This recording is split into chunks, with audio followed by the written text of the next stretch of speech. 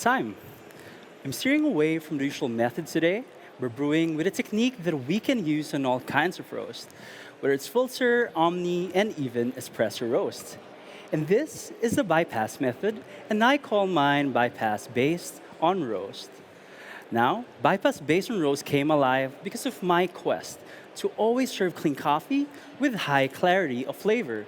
And so today, with this coffee and with my technique, I'll serve you a well balanced cup that is sweet, clean, and vibrant from hot to cold. And it has clear notes of cherry, mango, and mandarin orange. And the parameters for this is simple. It is a play between grind size, temperature, and a ratio of 1 is to 12. And the shorter ratio is for a reason. And this is for us to be able to extract an intense version of the good character of this coffee and avoid over extraction. And judges, the cards right in front of you is for your reference that you can flip on and view as your reference. Now, for us to be able to produce clean coffee with high clarity of flavors, I believe it all boils down to three factors, and that is the farm, the roast, and the brew. It is a collaborative effort between all three that we're only able to produce such quality. And so to begin, let's talk about the farm. My coffee today is my all-time favorite, and I've been drinking this coffee since 2018. And year by year, this just gets better. This is a geisha variety consistently produced by Jameson Savage and his team in Finca Deborah. It's from the Volcan Boquete region of Panama, and this lot is the 2022 crop of Nirvana. Now, Nirvana's outstanding character is due to its terroir, further enhanced by its fermentation process and drying technique. This coffee has gone through a natural nitrogen maceration process, further enhancing the tropical and stone fruits quality of my coffee. And after speaking with Jameson Savage, he made me realize how important coffee drying is. Drying has a huge impact in the development and preservation of coffee flavors. So Jameson intentionally dried his coffee on the second layer of a three-tier raised beds. By doing so, he was able to control airflow and avoid direct contact from the sunlight, extending the whole drying period to around 25 days. And this resulted to a cleaner and clearer cup quality that you will enjoy later. So from the farm, we can now proceed with the roast. My coffee has been lightly roasted using a roasting machine with a total development time of 1 minute and a total roasting time of 6 minutes and 45 seconds. And this contributed to the development of flavors as well as the clean and vibrant cup quality that you will taste later. So from the roast, we can now talk about the brew. Today, I'm using this Hario Mugen brewer combined with a flatbed paper filter. And I decided to use this brewer because of the plastic material that it has, which is a good thermal insulator, which allows me to maintain consistent brewing temperature, resulting to higher extraction for optimal coffee flavors. And this flatbed pre-wetted paper filter is for flavor clarity and even extraction. And as for my pour, I'm pouring in 3 intervals. And each starts with a center pour, followed by a circular motion that ends with another center pour. And this allows me to brew consistently across all my pours, and it gives me enough agitation to extract sweetness and flavor from my coffee.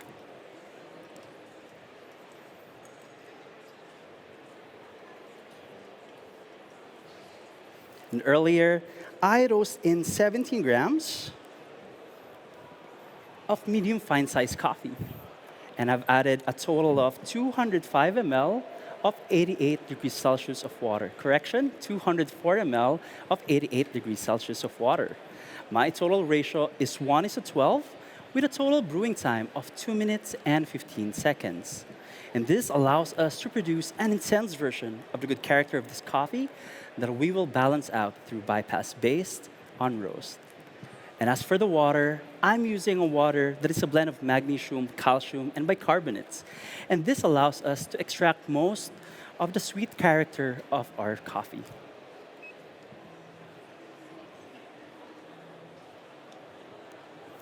And now that I'm almost done brewing a coffee, I guess the last question is, how much bypass should we do? Well, it is all based on roast.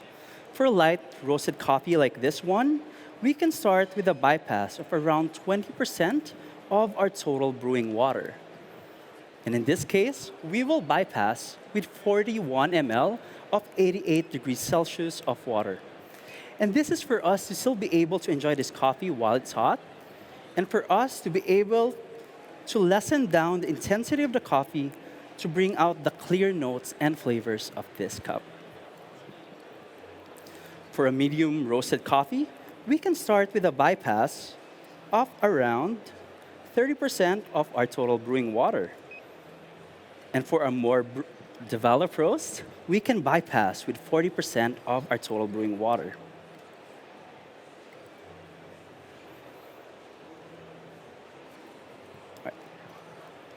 And judges, now that I'm almost done preparing a coffee, we can now proceed and assess the aroma. And in this cup, you will be able to smell orange blossom, peach, and cherry.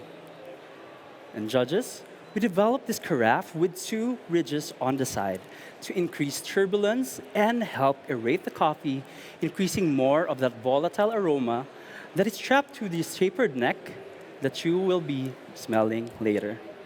So judges, as you receive this carafe, please swirl it 6 times before lifting it up to your nose. Ready? Here you go. Please enjoy. Ready? Please enjoy. Ready? Thank you. Please enjoy. I'll be right back.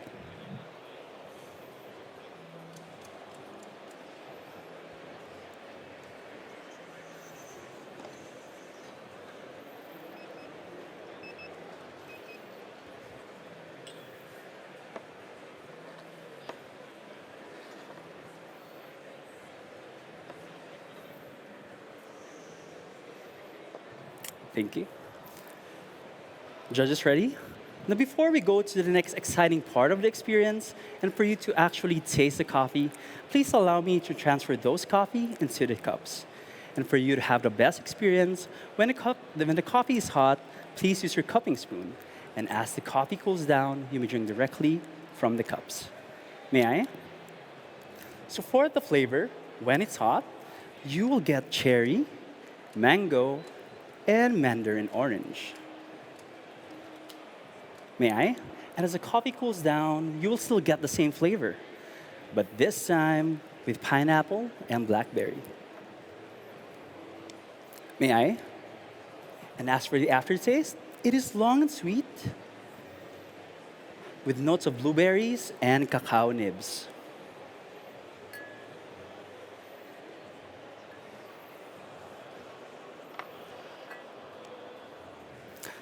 The acidity is medium in intensity, both when it's hot and cold. It is tartaric like grapes when it's hot, and as it cools down, the malic acidity like mango becomes prominent. The body is also medium, both when it's hot and cold. It is juicy while hot, and as the coffee cools down, it becomes really syrupy. And overall, my coffee is well balanced, where the sweetness is upfront, having delicate tartaric and malic acidity, as well as clear flavors that complements the whole structure of my coffee. And judges, I believe that a clean coffee with high clarity of flavors is the pinnacle of coffee quality, and we can only achieve this with a collaboration of a farmer, roaster, and brewer. And so before I end, on behalf of my producer, Jameson Savage of Finca Deborah, my roaster, Archer's Coffee, and myself, brewing with bypass base and roast, I hope you all enjoy the best coffee that I have ever served. It has been an honor. Time.